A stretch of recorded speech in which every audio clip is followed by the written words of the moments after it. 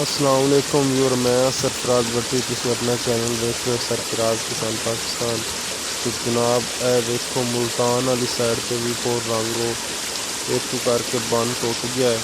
आवाम देखो किस तरीके खड़ी है। तुहानू मुकम्मल रिव्यू कराने कैमरे के नाल। बंद बहुत ज़्यादा टुट गया है, लेकिन बंद टूटा है शामी 7 बजे।